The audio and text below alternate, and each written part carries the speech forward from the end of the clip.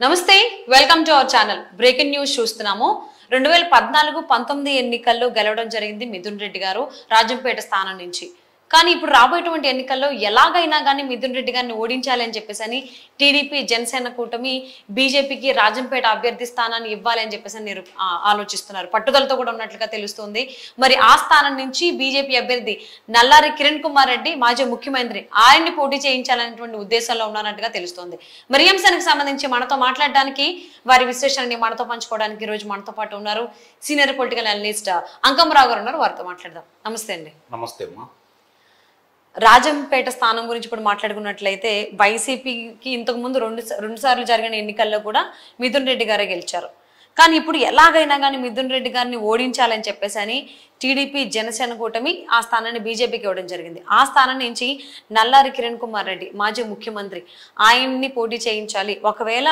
కిరణ్ కుమార్ రెడ్డి కనుక పోటీ చేస్తున్నట్లయితే బీజేపీ పెద్దలు ఎవరైతే ఉన్నారో సీఎం రమేష్ గారు ఇంకొంతమంది పెద్దలు కిరణ్ కుమార్ రెడ్డిని గెలిపించుకునేటువంటి అవకాశాలు ఉన్నట్లుగా వార్తలు వస్తూ ఉన్నాయి ఇది ఎంతవరకు నిజం అంటే ఆపరేషన్ మిథున్ రెడ్డి స్టార్ట్ అయినట్టేనా ఏమంటారు మీరు అంటే ముందుగా నియోజకవర్గం యొక్క స్వరూపాన్ని కనుక మనం ఒకసారి చూసుకుంటా ఉంటే గతంలో దాన్ని కాంగ్రెస్ పార్టీ కంచుకోటగా మలుచుకుంది అక్కడ రాజంపేట సంబంధించినంత వరకు సాయి ప్రతాప్ గారు ఆయన ఎక్కువ సార్లు అంటే ఆయన బీసీ ఆయన ఎక్కువ సార్లు కూడా గెలవడం కూడా జరిగింది తొలిసారిగా వాళ్ళని కాదని తీసుకెళ్లి మిథున్ రెడ్డి గారికి ఇవ్వడం కూడా జరిగింది అట్లా 2014-2019 ఈయన గెలిచాడు ఈరోజు పరిస్థితి ఎలా ఉంది అంటే నల్లారి కిరణ్ కుమార్ రెడ్డి గారికి భారతీయ జనతా పార్టీ తరఫున పోటీ ఇవ్వబోతున్నారని చెప్పిన వార్తలు వస్తున్నాయి సహజంగా నిన్నదాకా ఉన్నటువంటి వార్తలు ఏంటంటే రాజంపేట ఈ పర్యాయం తెలుగుదేశం పార్టీ మిత్రపక్షాలే గెలుచుకున్నాయి అంటే నిన్నదాకా జనసేన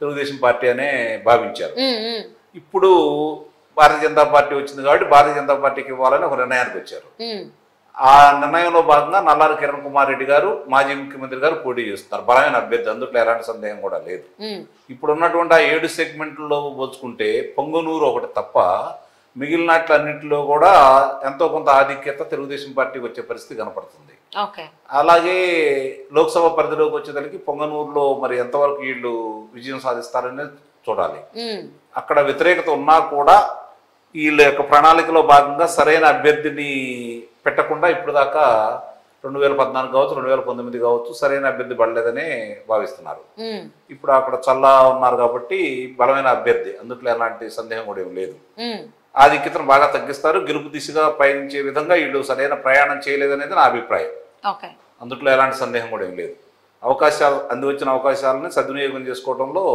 ఎంతో కొంత వెనబడిపోతూ ఉన్నారు ఇప్పటి వరకు ప్రభుత్వ తరపు నుంచి కావచ్చు అతను పొంగునూరులో ఉన్నటువంటి మంత్రి గారు ఆధిక్యత బాగా చూపిస్తున్నారు ఆయన జిల్లాకే చూపిస్తున్నారు అట్లాగే ఇప్పుడు కుప్పంలో కూడా నేను ఓడిస్తానని ప్రగల్భాలు పలుకుతున్నారు కదా కాబట్టి దాని మీద కూడా వీళ్ళు దృష్టి పెట్టుకుని బాగానే చేస్తున్నారు దాదాపు గెలుపు దిశగా కూడా వచ్చేసారు ఇప్పుడు ఆ రాజంపేట సెగ్మెంట్కి సంబంధించి 7 నియోజకవర్గాల్లో కూడా గెలుపు బాటలోనే ప్రయాణిస్తున్నారు అందుట్లో అనుమానం ఏం లేదు ఇప్పుడు ఆ పొంగనూరు కూడా ఆయనకి అంత సులభతరం అయితే కాదు ఆ పరిస్థితుల్లో ఈ రోజు నల్లారి కిరణ్ కుమార్ రెడ్డి గారు వచ్చిన తర్వాత ఈ రోజు పరిస్థితి ఎలా ఉంది అంటే ఇప్పుడు దాకా తెలుగుదేశం జనసేన కూటమి గెలుపు దిశగా వెళ్ళిపోయారు అక్కడ నల్లారి కిరణ్ కుమార్ రెడ్డి గారు ఈ రోజు భారతీయ జనతా పార్టీ రావటం వల్ల ఇంకొంచెం బలం చేకూరిందని వీళ్ళైతే భావిస్తున్నారు ఇప్పుడున్న పరిస్థితుల్లో మిథున్ రెడ్డి గారిని ఓడించే కార్యక్రమం దిగ్విజయంగా జరుగుతుందనేది అక్కడ ఉన్నటువంటి ఆ ప్రాంతంలో ఉన్న ప్రజలందరూ కూడా చెప్పుకుంటున్నమాట వాళ్ళ మీద వ్యతిరేకత వచ్చిందనేది వాస్తవం ఈ ప్రభుత్వం మీద విపరీతమైన వ్యతిరేకత వచ్చిందనేది వాస్తవం వీళ్ళు వచ్చి 10 సంవత్సరాల్లో గతంలో అధికారంలో లేరు ఇప్పుడున్న 5 అధికారంలో ఉండగా వాళ్ళ వ్యాపార సామ్రాజ్యాలను విస్తరించుకోవడానికి వాళ్ళు ఉపయోగించుకుంటున్నారే తప్ప అక్కడ ఉన్నటువంటి సహజ వనరులకు సంబంధించింది కానీ అవి దోపిడీ జరుగుతున్నాయి అది మొత్తం ఆయన కనుసరణలోనే జరుగుతుందనే ఆలోచన ప్రతి వాళ్ళలో కూడా బలంగా ఉంది దాన్ని ఇప్పుడు ఈ జరుగుతున్నటువంటి ఎన్నికల్లో వ్యక్తం చేయడానికి ప్రజలు సిద్ధంగా ఉన్నారనేది నాకున్నటువంటి సమాచారం ప్రజలంతా వ్యతిరేకంగా ఉన్నారు దాన్ని ఎంతవరకు వీళ్ళు సద్వినియోగం చేసుకుంటారో చూడాలి అంటే ఒకసారి కాదు 2 సార్లు గెలిచారు కంటిన్యూగా 2014 2 సార్లు కాదు సాయి ప్రతాప్ గారు గెలుచుకుంటూ వస్తూనే ఉన్నారు అక్కడ కాంగ్రెస్ పార్టీ తరఫున ఆయన కాదని ఈయన ఇచ్చారు 2 సార్లు ఈయన గెలుచుకుంటూ వచ్చాడు సహజంగానే బలమైన నియోజకవర్గం ఇది వాళ్ళకి, అప్పుడు కాంగ్రెస్ పార్టీకి, ఇప్పుడు వైఎస్ఆర్సీపీ పార్టీకి. మళ్ళీ ఇప్పుడు ఆయన కాదని చెప్పని 2 పర్యాయాలు ఇంకే ఇచ్చారు, ఇప్పుడు కూడా మళ్ళీ ఆయనకే కట్టబెడుతున్నారు. కాబట్టి సహజంగానే అక్కడ ఇప్పుడు బలం పుంజుకున్నటువంటి తెలుగుదేశం పార్టీ, జనసేన పార్టీ నిస్సందేహంగా ఈ లోక్సభ పరిధి ఇతర గెలుచుకోవడానికి వాళ్ళకి మంచి అవకాశాలు ఉన్నాయి. కానీ జగన్మోహన్ రెడ్డి ఇక్కడ తెలంగాణ ఎన్నికలు జరిగిన తర్వాత నుంచి కూడా సిట్టింగ్ ఎమ్మెల్యేకి కానీ ఎంపీలకు కానీ టికెట్లు ఇవ్వడం మానేసి బదిలీలు చేయడం జరిగింది. కానీ రాజంపేట విషయానికి వచ్చేస్తే ఎందుకు మిథున్ రెడ్డి గారినే ఉంచారు? ఇక్కడ ఎందుకు మార్పులు, బదిలీలు జరగలేదు? సామాజిక వర్గం లేకపోతే వేరే ఇతర కారణాలు ఏమైనా ఉన్నాయా? అంటే ఎస్సీ వర్గాలనో లేకపోతే దళితులనో లేకపోతే బలహీన వర్గాలను మార్చగలిగే సత్తా ఆయన ఉంది. కానీ పుంగునూరు కావచ్చు, అంటే పెద్దిరెడ్డి రామచంద్రారెడ్డి గారు కావచ్చు, ఇప్పుడు మిథున్ రెడ్డి గారు కావచ్చు, లేకపోతే అవినాష్ రెడ్డి గారు కావచ్చు, మరి బుగ్గన రాజేంద్రనాథ్ రెడ్డి గారు కావచ్చు, అంటే ఆ సామాజిక వర్గాన్ని కావచ్చు, ఆ యొక్క పరిధి, అంటే ఇప్పుడు రాయలసీమలో ఉన్నటువంటి 52 నియోజకవర్గాల్లో ఇప్పుడు గతంలో ఎంతమంది అయితే రెడ్డి సామాజిక వర్గం వాళ్ళు పోటీ చేశారో వాళ్ళు మార్చే ధైర్యం ఈయనకి లేదు. అందుట్లో ఎలాంటి సందేహం కూడా ఏమి లేదు. వీళ్ళనైతే మారుస్తాడు, ఏమైనా చేస్తాడు, ఎందుకంటే వీళ్ళు ఎదురు తిరిగి మాట్లాడే ధైర్యం లేదు. కాబట్టి అట్లానే ఇప్పటి వరకు సామ్రాజ్యం వాళ్ళదే కదా. వైఎస్ఆర్సీపీ పార్టీ అంటే ఎవరున్నారు చెప్పండి? విజయసాయి రెడ్డి గారు ఉన్నారు, సజ్జల రామకృష్ణారెడ్డి గారు ఉన్నారు, వైవి సుబ్బారెడ్డి గారు ఉన్నారు, చెవిరెడ్డి భాస్కర్ రెడ్డి గారు ఉన్నారు. వీళ్ళే కదా కనపడుతుంది.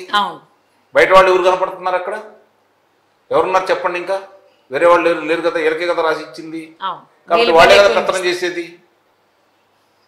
కాబట్టి ఆ సామాజిక వర్గాన్ని మారుస్తారని, కానీ అది బీసీలకు సంబంధించింది. సాయి ప్రతాప్ వాళ్ళందరూ దాన్ని గెలుచుకుంటా వచ్చారు. దాన్ని కూడా కాదని ఈ సామాజిక వర్గానికి పెద్ద పెట్టేస్తున్నాడు.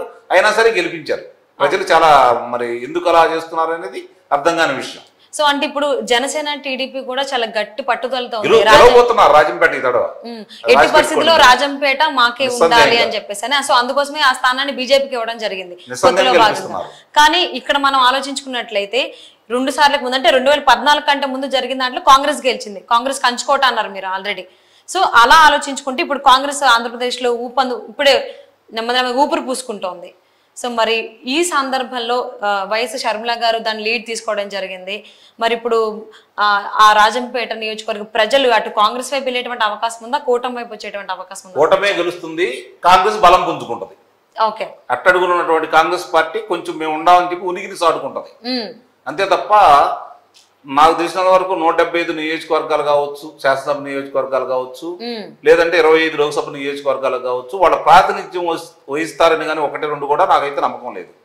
అందుట్లో ఎలాంటి సందేహం కూడా ఏం లేదు. కాకపోతే ఏంటంటే మా ఉనికి ఉంది ఆంధ్ర రాష్ట్రంలో, మేము ఇంకా ఉంటాము అని చెప్పని శాతం పెంచుకునే మార్గాలు మాత్రం ఉన్నాయని చెప్పేది నేను భావిస్తున్నాను.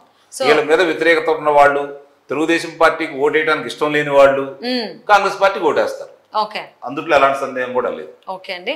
సో రాజంపేట స్థానం గురించి అయితే ఖచ్చితంగా ఆపరేషన్ మిథున్ రెడ్డి అనేది విజయవంతం అవుతుంది, స్టార్ట్ అయినట్టు అనిపిస్తుంది. విజయవంతం అయిపోయినట్టే, అనుమానమే లేదు కదా. ఓకే. సో మరి ఏ విధంగా ఏంటనేది రాబోయేటువంటి రోజుల్లో చూద్దామండి. Thank you so much Ankamarao గారు. ధన్యవాదాలు.